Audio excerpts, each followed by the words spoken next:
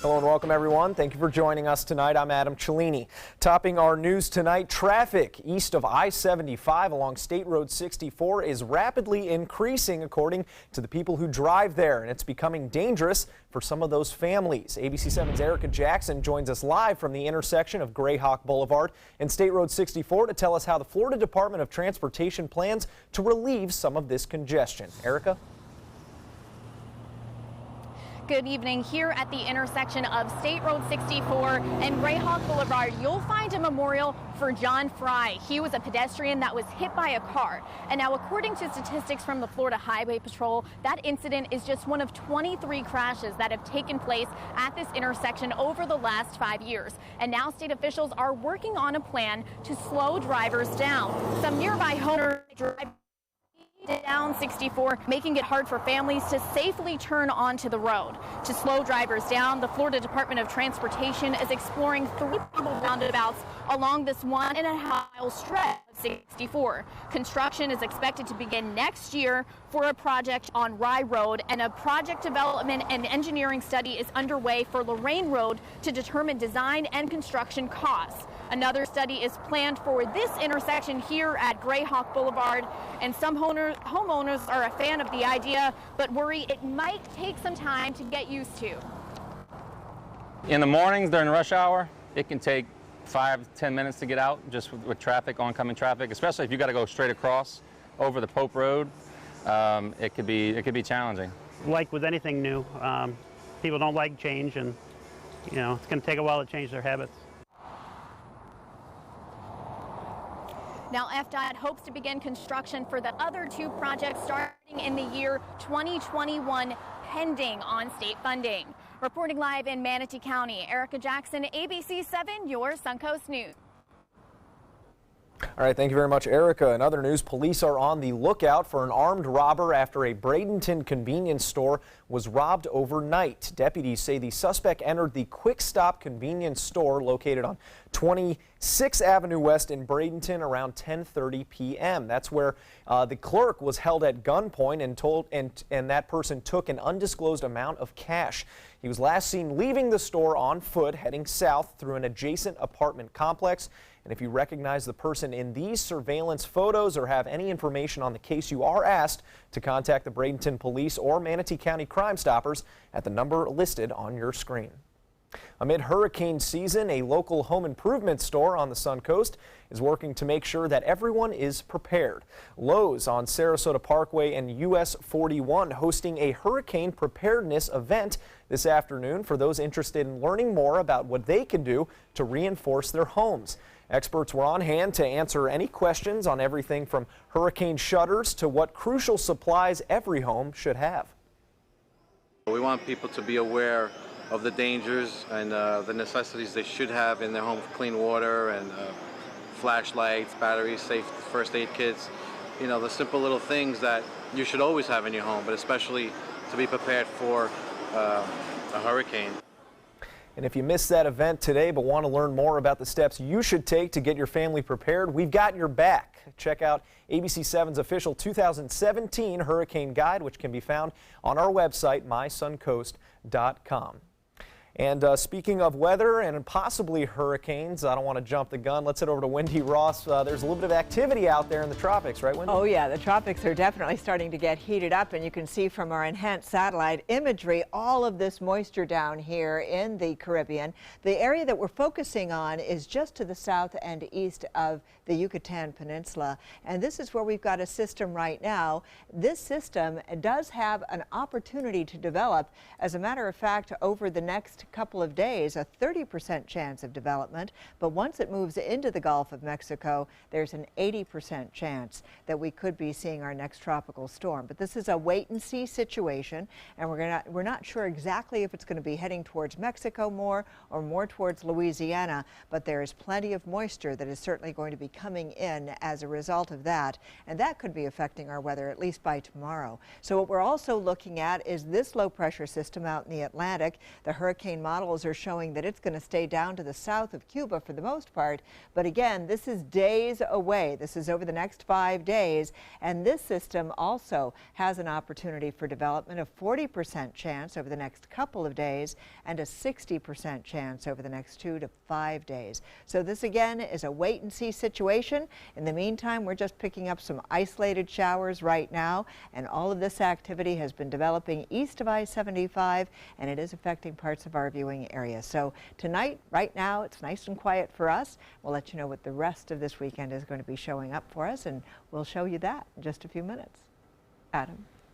All right, thank you, Wendy. Florida health officials have issued their suggestions for new rules to the state's constitutional medical marijuana amendment. The regulation submitted by the Department of Health picks up the framework from the bill passed on June 9th by the state legislature during the special session. Under the amendment approved by 71% of voters last year, rules must be in place by July 3rd and enacted by October. A search and rescue mission is underway for 7 American sailors who were missing after a major crash. Right now, officials are assessing the damage to the American Navy ship and trying to figure out what went so wrong. ABC's Gloria Riviera has more. A crippled warship limping back into port. The USS Fitzgerald obviously listing as it's towed to shore in Japan. The crew standing along the deck. 7 remain missing.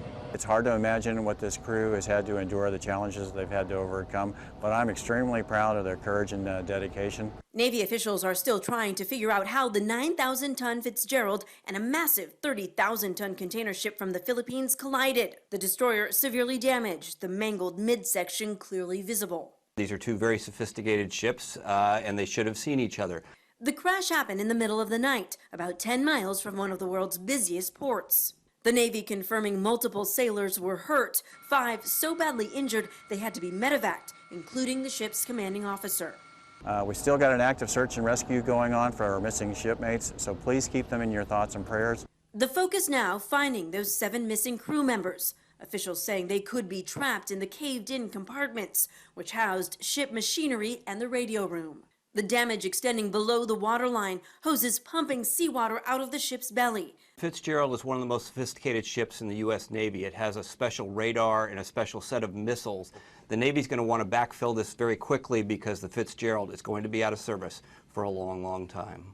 Gloria Riviera, ABC News, Washington.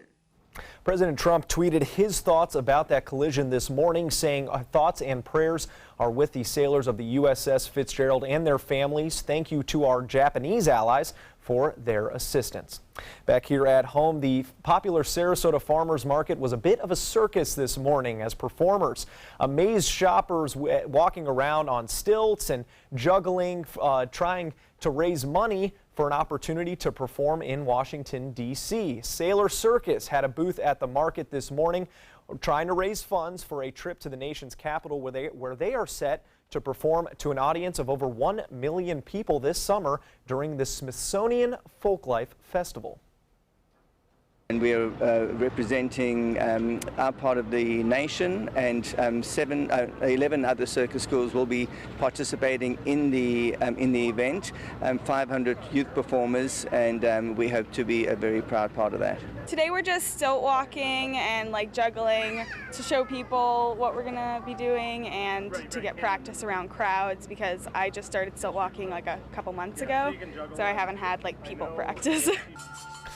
And if you'd like a preview of what they have planned for D.C., Sailor Circus will be holding a special send-off performance this Tuesday, June 20th at 7 p.m. before they head out to represent Sarasota and the home of the circus.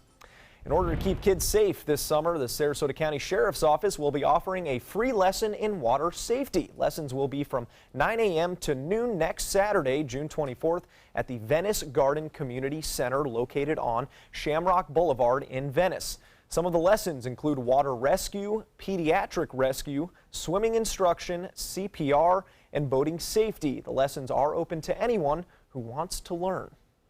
Still to come here on ABC 7, celebrity comedian Bill Cosby's fate continues to hang in the balance as his trial takes an unexpected turn. And the second inside job attack on U.S. soldiers within a month. The number who have been wounded when we return. At least 4 foreign soldiers have been wounded in Mazar-e-Sharif in northern Afghanistan after an Afghan soldier opened fire on them. The U.S. military confirming that at least some of those wounded are American soldiers. The attack was considered an inside job. Following the incident, soldiers returned fire and killed the attacker. This coming at just a week after another attack killed 3 U.S. soldiers and wounded another after once again an Afghan soldier turned his weapon on Americans during training. The mood in London has shifted from shock to anger as people demand answers after the deadly tower fire. Displaced families asking how the fire destroyed their apartment building as quickly as it did, and many are wondering who is to blame amid the rising death toll. Sadly, at this time, there are 58 people who we have been told were in Grenfell Tower on the night that are missing, and therefore, sadly, I have to assume that they are dead. Police have examined the apartment where the fire started. They say there is no evidence it was started deliberately. However, there is a criminal investigation underway into the circumstances of that blaze. After days of deliberation and a few heated exchanges between the judge and defense, a judge has called a mistrial in the criminal case against Bill Cosby. ABC's Maggie Rowley has the latest from outside the courthouse in Norristown, Pennsylvania. The fate of America's dad is still in question. Today, the judge calling a mistrial in the sexual assault case against Bill Cosby. He walked into this trial presumed innocent. He leaves it presumed innocent. Reporters in the courtroom say Cosby's team was hugging and congratulating one another. But supporters of his accuser, Andrea Constant, say not so fast. It's too early for him to celebrate. The district attorney's office announcing they plan to take Cosby back to court. They're going to do it as soon as possible. There's no doubt in my mind, in all of our minds, that this was the right thing to do, and so we will push forward. The jury deliberated for 54 hours, longer than the trial itself, asking a dozen questions, even wanting to know the exact definition of reasonable doubt. Constant accuses Cosby of drugging and sexually assaulting her in 2004. Her case is the only criminal prosecution against Cosby out of the more than 50 women who have accused the comedian of sexual misconduct and/or drugging. Cosby has denied the accusations made by these women. It's a challenging case, but I mean, for many of the accusers, they think it's a pretty simple case, and that if it were other than Mr. Cosby, maybe there would have been a different result. Cosby never took the stand himself, but last night he spoke publicly for the first time since the trial began. I also want to thank the supporters who've been here. The district attorney's office has 1 year to retry Cosby, but we're told it will happen much sooner, possibly within the next few months.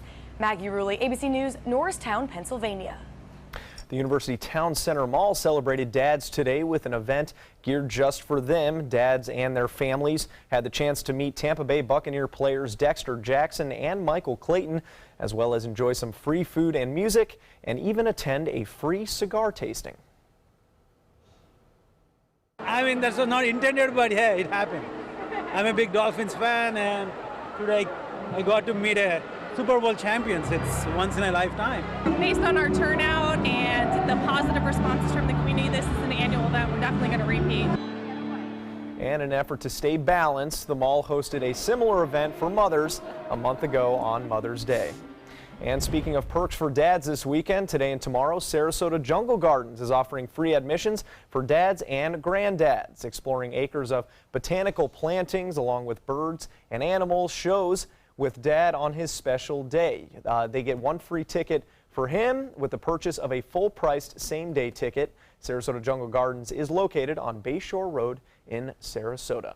So if you're not afraid of snakes or other reptiles, there are friendly animals there, but I think that's why I feel like we're always there for the snakes at Jungle Gardens. It's true. It's really true, though, isn't it? But their parrots are neat. They are. They're Yeah, very cool. They're very neat. Well, I'll tell you what, we didn't have a whole lot of rain today. We had a lot of blue sky. Did you notice that? Yeah. I mean, really, it's been a while. So it was kind of nice to see that we did have some nice weather, and that is also taking place right now, where we are seeing some very nice weather. People are still out and about and enjoying it, and you can see that some of those boaters out on the roadways or out on the waterways. And now when we get back to land, you can see we've only had a few isolated showers that we've been seeing throughout the afternoon hours and into the evening hours, and most of that activity has been east of I-75, and it continues to push off towards the east. So the heaviest rains were right here around Manatee County. Those are already dying out, and we're going to continue to watch those moving off towards the north. So we're not expecting to see a whole lot more development for the rest of tonight. It's going to be a nice quiet night tonight as these showers continue to push on off towards the north and east. And in the meantime, in the past 24-hour period, we've had pockets of heavy rainfall. You can see the amounts here, almost 2.5 inches, 1.8 inches. We're looking at the same sort of thing. I just highlighted the heaviest rainfalls that came around. Some places not getting anything, especially along the coast. Most of the rain took place east of I-75, continues to develop, and then moves off towards the north. And that's what's happening right now. But we have a great deal of moisture now developing just to the south of us in the Caribbean, and what we're watching is all of this moisture that is eventually going to be moving on in, and it's going to provide us some more showers developing for tomorrow. So we'll see more widespread rains as a result of this moisture that's coming on through. And this is an area that we're watching right here as well. In this area, there is the possibility that we could see a tropical system that is going to start getting its act together. That's already what's happening, and it's going to move across the Yucatan Peninsula and then move into the Gulf of Mexico. Now, during that time period, there's a 30% chance of development over the next 48-hour period. That's while it's tracking across land. But once it moves into the Gulf, now we're looking at an 80% chance. And right now, it's too early to tell if it's going to move off towards Mexico, or does it move closer to New Orleans, or does it get closer to Florida? We don't know. It's a wait-and-see situation, so that's what you're going to have to do. Wait and see. In the meantime, farther out into the Atlantic, we've got another low pressure area. This one is going to continue to track on towards the west, northwest, and we're looking at this over the next 5 days. There's the potential that it too could develop. Right now, the models are keeping it south of Cuba, but again, we're not for sure about that at this point. We don't have centers of these systems yet, so we're looking at a 40% chance of development over the next 2 days and a 60% chance after that. So that's what we're going to continue to monitor, and we will certainly keep you posted right here. Today we got up to a high of 88 degrees. Temperatures right now are still quite warm along the beaches. Where it has rained, it is just a little bit cooler. And as the week progresses and the weekend progresses, we are looking at a 60% chance of showers for tomorrow. If you are planning any outdoor activity tomorrow with your family, just keep in mind that the rain is likely to come latter part of the day. Sometime around 5 o'clock is when we can expect to see the showers, but we could see some isolated rains taking place throughout the day, but it's going to be the heavier stuff will come on in late in the day. Adam? Now, sports.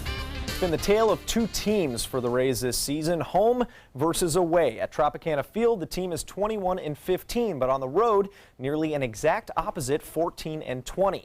The Rays losing 13-4 in Detroit on Friday, where starting pitcher Erasmo Ramirez gave up 10 runs on 9 hits in the Rays' third straight loss, second straight to the Tigers. The Rays pitchers are currently 18th in the MLB with a road ERA of 4.65, while the offense is producing an average of just 4.5 runs during those away games. Game 3 against the Tigers started around 4 this evening, and so far, so good. The Rays up 1 run in that game with Chris Archer on the mound. The state of Florida also well represented at this year's College World Series. Florida and Florida State are 2 of 8 teams left in the hunt for a national championship. It's the Seminoles' 23rd trip to Omaha, where they haven't played in a title game since 1999 and have never won. The Gators lost the championship series back in 2011 and are in Omaha for the fourth time since then, thanks to 2 gutsy wins against Wake Forest in a regional that was pushed back a day after rain in Gainesville. It hasn't been pretty, but somehow we found a way to get here, and we're excited to be a part of it. Sure, it's something that we all dream about. I don't give a flip how many times these guys have been out here. It still feels new. Florida State with 2 here in the 8th. Crafty vet Mike Martin. Florida State starts their path to the title in just a few minutes against LSU tonight. And the Gators will be the second game tomorrow, taking on Texas Christian University, TCU. And that game starts at 6 p.m. And here's a quick look at the leaderboard out of Erin Hills for the U.S. Open and PGA Golf. 4 Americans in the top 5 today. Justin Thomas jumping into the first place, shooting 63 in the first round. And as you can see, 3 players currently tied for second. More to come here on ABC 7. Stay with us.